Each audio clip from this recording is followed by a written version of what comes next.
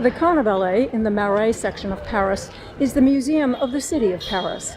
This year it presents a special exhibition dedicated to 250 years of Franco-American friendship. Lény Roinné, thank you very much for letting us come and join you at the Carnavalet today. You have a very big job. You're in charge of inventory, of the databases, of cataloging everything that is here in the museum, and of verifying the authenticity. So how big is that job? You have many thousands of artifacts, I understand. It's a big job because it's a big museum. In fact, it's the oldest museum belonging to the city of Paris. The two mansions that we are in were bought by the city of Paris in 1866. So this year we celebrate the 160th birthday of the museum. And it's a museum which presents the history of the town from prehistorical times until year 2026. So today, really? Yeah. And you've got something like 650,000 pieces? Yeah. They're not all on display. So not on display. Approximately, we have 300,000 and 600 exhibits in approximately 4,000 square meters. So right now you have this special exhibition where we're sitting about French and American relations going back 250 years, actually a little more than that. But what's the most important thing to you right now in this room? So this room is called by us the Actuality Room. We rotate the exhibits around every year or every 8 months, and we wanted to celebrate the anniversary of the independence of the United States by a selection of items which can reflect the bonds and the Franco-American friendship. Okay. Just like. Bon. Okay, on y va. Let's look, and then you can tell me about them. Yeah. It's a flag which entered the collection in 1917. So around World War I? Yes, the United States, I believe, just entered the World War I. And it was made to celebrate the 160th birthday of Lafayette. In fact, 2 exact flags like this were made in Philadelphia by 10 little girls, 5 little girls of American origin and 5 French little girls of the Philadelphian French community. They gathered in the Betsy Ross house in Philadelphia. In Philadelphia, yes, to sew these flags. And as you can see on it, they sew the names of the former colonies and every 13 stars of it. That's pretty special. Yeah, that's a pretty special gift. Right. Now, this isn't exactly your specialty, but you've seen enough of the artifacts and images and statues of the period to be able to comment on this.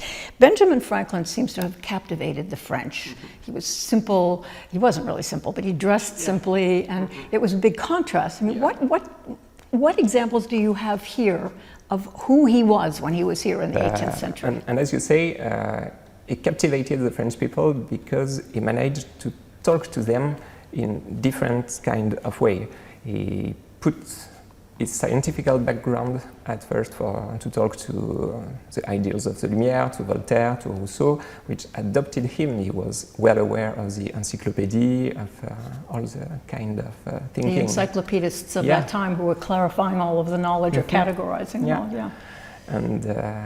And he was able also to be liked by the masses because he dressed very simple, as you said. He has one single wooden stick. He did not wear a wig with powder, even if it was kind of a fashion at this time.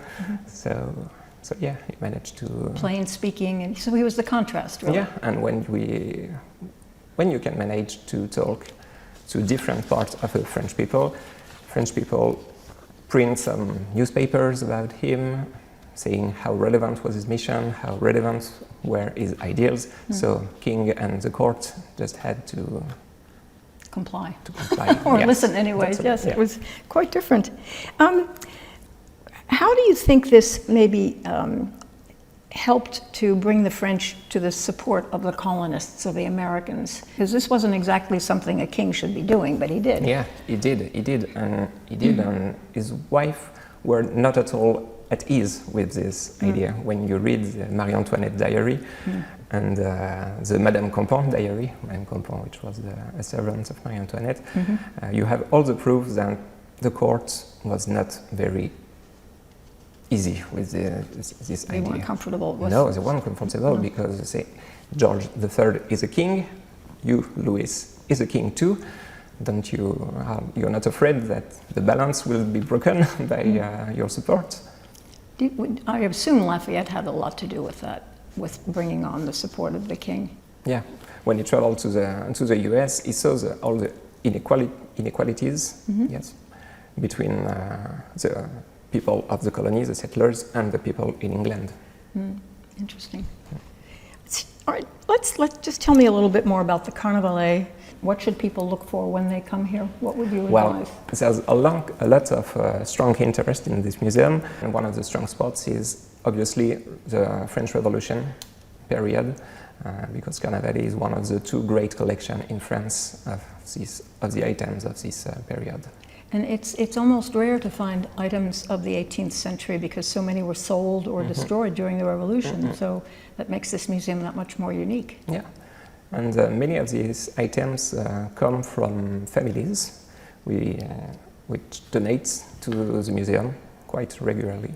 Our collection built with donations as well as acquisition. The museum itself is free, but you do ask for donations, obviously. Yeah. Good. Okay, well, thank you very much for being with us. We appreciate your time. Thank you.